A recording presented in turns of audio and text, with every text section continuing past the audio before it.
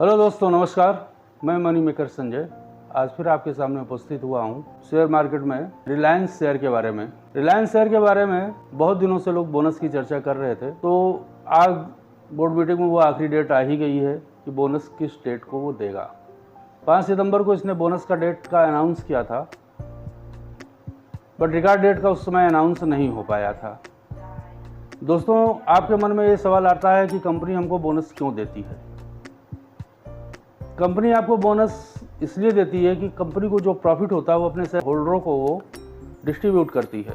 जैसे कि एग्जाम्पल के तौर पर आपके पास 100 शेयर हैं और कंपनी अगर 1:1 के रेशियो में बोनस देती है तो आपके पास 200 शेयर हो जाते हैं। इस तरीके से आपके शेयरों की संख्या बढ़ जाती है।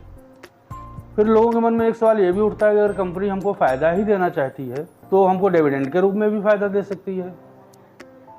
हाँ, दे सकती है, लेकिन आप लोगों को ये पता नहीं होगा कि डिविडेंड के रूप में जो फ़ायदा देती है कंपनी, उस पर आपको टैक्सेशन 30% का देना पड़ता है और कंपनी का रिजर्व से पैसा जो होता है वो आपके पास आता है।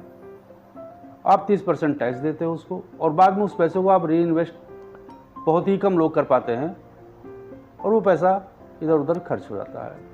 बट बोनस में ऐसा नहीं होता। बोनस में कंपनी का कोई पैसा रिजर्व से नहीं निकलता है, उसमें शेयरों की संख्या बढ़ जाती है। धीरे धीरे शेयर आपके बढ़ते रहते हैं। इसका फ़ायदा आपको इस रूप में मिलता है कि डिविडेंड जब मिलेगा तो पहले जैसे आपके पास 100 शेयर थे और बोनस के बाद आपके पास 200 शेयर हो गए, आपको डिविडेंड 200 शेयरों पे मिलेगा। तो इस तरीके से बोनस ज़्यादा बेनिफिशियरी होता है। कंपनी की लिक्विडिटी भी नहीं घटती है, कंपनी की लिक्विडिटी बनी रहती है और बोनस देने पे कंपनी की लिक्विडिटी घटती इसलिए है कि शेयर का प्राइस कम हो जाता है। जैसे मान लीजिए कि इस समय आज की डेट में ये शेयर जो है क्लोजिंग तक लगभग 2800 के रेट पे शेयर कर रहा था, ट्रेड कर रहा था। बट अगर ये बोनस देती है तो आपको ये शेयर 1400 रुपये के रेट में दिखाई पड़ने लगेगा। तो लोग इसको खरीदने के लिए ज़्यादा उत्सुक होंगे और ज़्यादा तेज़ी से आपकी कंपनी ये ग्रोथ करेगी। इसलिए कंपनी कभी कभी बोनस दिया करती है। दोस्तों, ये कंपनी बहुत पुरानी है। मुकेश अंबानी की कंपनी, इनके पिताजी के द्वारा स्थापित ये कंपनी है। धीरूभाई अंबानी का नाम आप लोगों ने सुना ही होगा। 1980 में कंपनी फाउंड किया गया था और 1980 में जिस व्यक्ति ने 10,000 रुपये लगाए होंगे, आज की डेट में लगभग 45 साल बाद उसके पास 3 करोड़ की वैल्यू होगी। सोचिए, कहाँ 10,000, कहाँ 3 करोड़। इतना रिटर्न कोई एफडी भी नहीं दे सकता है जितना रिटर्न इसने बना के दिया है। तो इस तरीके से अगर आप चाहें तो इसमें इन्वेस्ट कर सकते हैं। कुछ लोगों ने इसका टारगेट भी बढ़ा के दिया है। न्यूमरा ने इसका टारगेट 3400 रुपये के आसपास दिया है।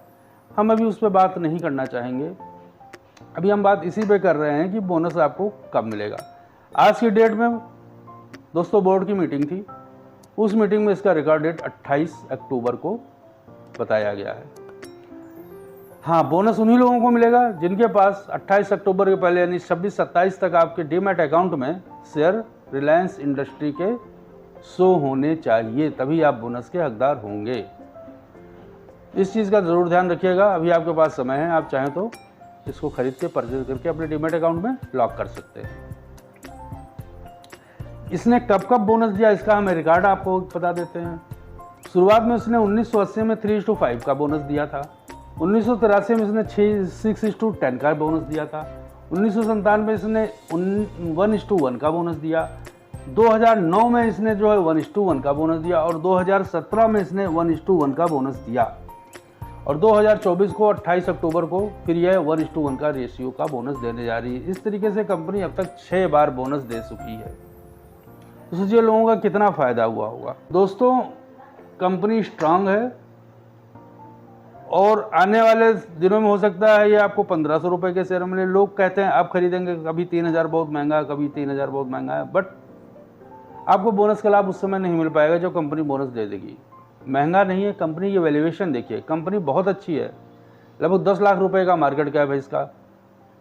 ये कंपनी कहीं भागने वाली नहीं है, ना इसको कोई ब्रोकर इसको हिला सकता है। कंपनी स्ट्रांग है, फंडामेंटली सब कुछ सही है, एक हीरा शेयर है।